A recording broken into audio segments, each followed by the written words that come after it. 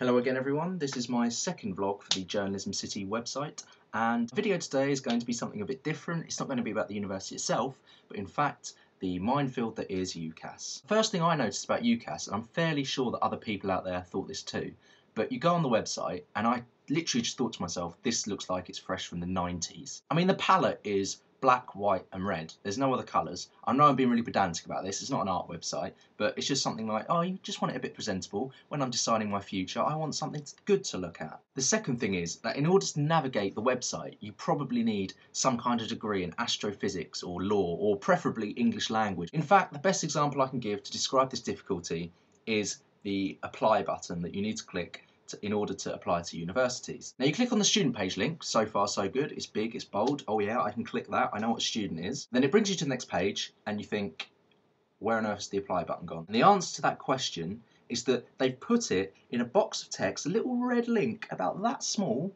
If that's relative to size on the camera, that's about, I don't know, an ant size. It's like the web equivalent of UCAS sending a representative into a careers fair, and in order to advertise their application to other students, they're standing there going, apply here, please apply here, apply here now. Okay, the third thing that I had a slight gripe with the UCAS application system was the amount of personal info that I had to provide. There were some questions that I didn't even know the answer to myself. It was that personal that I hadn't even thought of it. It was like Inception, like a question inside a question. The questions are so specific. I remember one question that asked, when did you start your job? When was the date that you started? And to be honest, I don't know when I started the job. I was just so happy someone wanted me in their company. They didn't email me or phone me. I can't remember what it was. See, I can't even remember that. I'm not going to remember the date. But anyway, they didn't contact me and say, oh, you've got the job. I didn't say, hang on there a second, let me just get my diary out.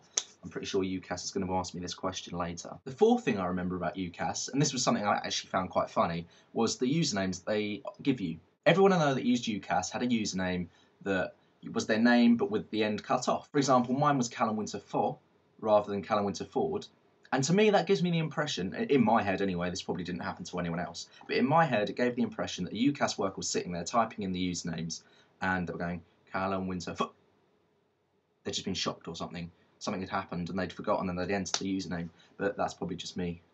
Yeah, that most definitely is what I thought and no one else did. Okay, and finally I want to mention the most stressful part of UCAS for everyone around the country, and that is tracking your requests. For those who don't know, the purpose of track is to find out whether your universities have offered you a place or if they haven't. You're basically on it almost every day, trying to see whether you got into university or whether you didn't, and it's a very, very stressful experience. When they actually announce whether you have got in, whether you've not got in, whether you've got conditional offer, unconditional, whatever, to me, it reminds me of like the gymnastics at the Olympics. The reason for this is like slowly and surely, one by one, the universities hold up like a placard saying conditional, unconditional, like the 4s and 5s of the gymnastic world. But then again, as stressful as it is, the feeling when you actually do manage to get into university is a good one because it's your whole future. So I can't really complain much about that, but it's still a nerve-wracking experience for everyone. Not for me though, I'm made of steel, it's not, yeah.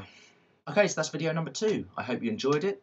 Rate, subscribe, comment, give me some comments. What do you want to see next? If you've got any suggestions of what you want me to talk about, within reason of course, then then contact me either in my email, which is callum.winterford1@city.ac.uk. See, I remembered it this week. I made that effort especially for you people. Or just leave a comment in the comments box down below in YouTube. If you're watching this on YouTube, it's also on the City website. Thank you very much. Goodbye.